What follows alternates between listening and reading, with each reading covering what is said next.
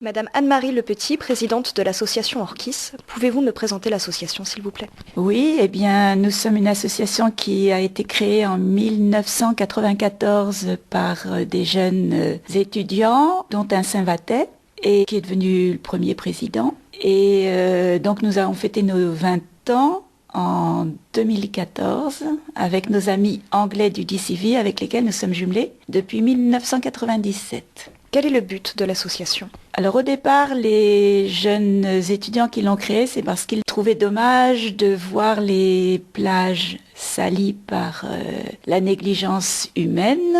Et donc, ils ont commencé par ne faire que des nettoyages de plage. Voilà, régulièrement, en 94, ils en faisaient, je sais pas moi, sur une dizaine de communes du canton de Kétou. Que sont devenus ces jeunes par la suite? Eh bien, nous sommes toujours en contact avec l'un d'eux, le natif de Saint-Va. Il est maintenant en Vendée, il est maire de sa commune, président de sa Comcom, etc. Donc, il avait déjà de l'ambition quand il avait 18 ans et ça se confirme maintenant. Vous avez mentionné plus tôt la DCV, Dorset Countryside Volunteers, avec qui vous êtes jumelé. Pouvez-vous me parler de cette association, s'il vous plaît? Faisant partie du comité de jumelage de Bridport Saint-Va, Johan Boblin, le jeune Saint-Vatet, il s'est dit éventuellement il y a une même organisation en Angleterre et ce serait pas mal de contacter par l'intermédiaire du comité de jumelage Saint-Va-Bridport une association comme celle-ci, en trouver une.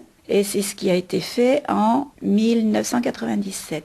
Quelles actions menez-vous? Eh bien, donc au départ, ce n'était que des nettoyages de plage. Et puis, il y avait des sorties, des promenades, des randonnées, des rallyes et des actions aussi avec les enfants des écoles, surtout nettoyage de plage ou éventuellement des interventions sur les déchets, recyclage des déchets. Ensuite, à partir du jumelage avec le DCV, comme le DCV fait nettoyage de plage une fois par an, mais dans le Dorset, il y a 1000 personnes qui font le même jour un nettoyage de plage. Ils ont des parrains de plage, etc. Eh bien, ils font aussi l'entretien du patrimoine, ils font du débroussaillage. Donc, on a appris à leur côté à, par exemple, remonter des murs en pierre sèche, comme il y en a dans la Hague. Et on a fait aussi chez eux des marches pour les randonneurs dans les vallées sur les bords de mer. Là, il y a des vallées,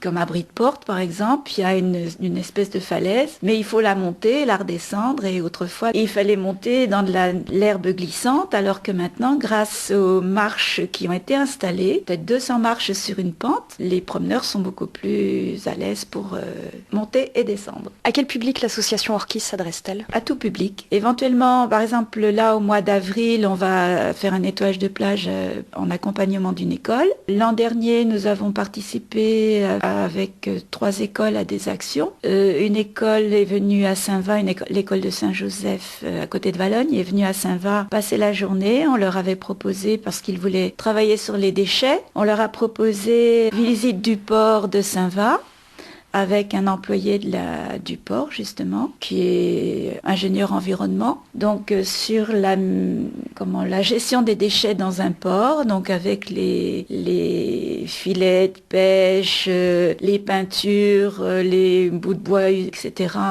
les huiles, tout ça. Et donc, ils ont pique-niqué ensuite à l'école de Saint-Va et après, on est allé à la Hougue faire un nettoyage de plage. Par rapport aux écoles, ce n'est pas pour faire ramasser les déchets. D'ailleurs, il y a des parents qui ne sont pas d'accord avec ce genre d'action parce qu'ils estiment que les enfants n'ont pas ramassé les déchets des touristes ou d'autres personnes. Et par contre, c'est pour leur montrer tout simplement que tout déchet qui est laissé sur une plage, en fin de compte, il reste et le mieux c'est de ne pas les y laisser. C'est une question de pédagogie, quoi. Moins on laisse de déchets, plus la plage sera propre. Comment peut-on s'investir au sein de votre association? C'est tout simple. On fait des appels par voie d'affiche, par Internet, dans les journaux. Donc on a rendez-vous tel jour, à telle heure, à tel endroit. Et on a une action qui dure maximum 2 heures. Et tout le monde est invité à nous accompagner à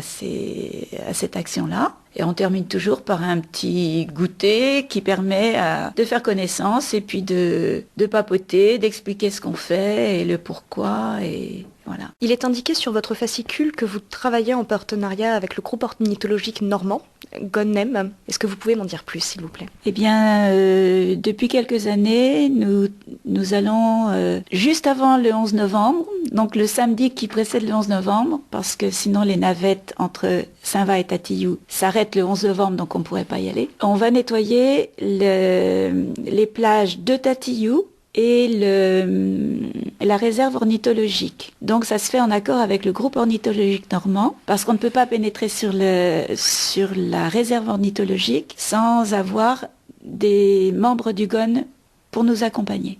Cette association, le groupe ornithologique normand, là on a fait donc notre petit journal Le Jardin de l'Orchidée, qui est édité 2 fois dans l'année, avec un article au mois de janvier sur les oiseaux. On a interviewé donc un membre du GON qui était jusqu'à présent responsable de la réserve de Tatillou. Et cette personne-là, on lui a demandé aussi de nous faire visiter des endroits où il y a des oiseaux, enfin des sites intéressants pour les oiseaux. Il y a 3-4 ans, il nous a montré sur la commune de Domville-Lettres un nid de gravelot à collier interrompu, un oiseau qui niche sur la laisse de mer, et on était à 1 mètre du nid, on ne voyait pas les œufs. Les œufs ont la couleur des galets, des graviers, etc. Quelle manifestation avez-vous prévue courant 2015? Alors, comme chaque année, on va une fois en Angleterre passer un week-end pour travailler avec nos amis du TCV. Ça se passe au mois de mai,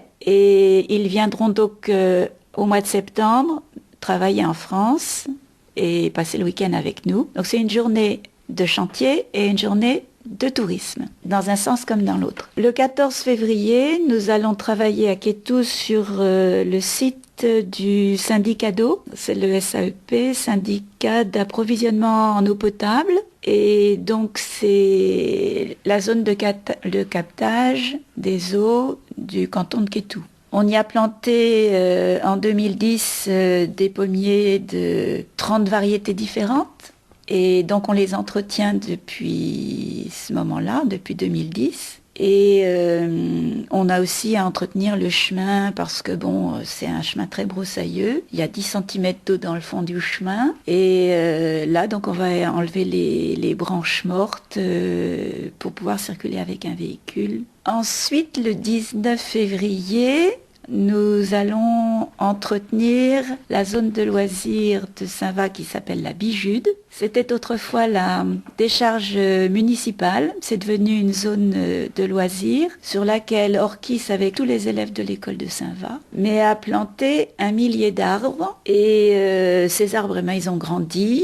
Les petits troncs qu'on avait aubanés, les petits arbres qu'on avait aubanés en 2005 à peu près, ils ont maintenant des troncs non plus de 10 cm mais de 30 cm de diamètre. Certains ont des branches mortes, donc il faut nettoyer la zone là. Et on a commencé au mois de décembre. On a encore une bonne journée de travail dessus. Mois de mars, on nettoiera la plage, je ne sais où, parce qu'on n'a pas encore vu à quel endroit ce sera le préférable de le faire. Et puis, au mois de juin, nettoyage d'un lavoir à Kétou. Un lavoir, il est invisible pour l'instant et on doit le dégager de toute la végétation. Il y a un travail à faire sur au moins 2 jours. Avez-vous quelque chose à ajouter? Eh bien, on prend 2 mois de vacances.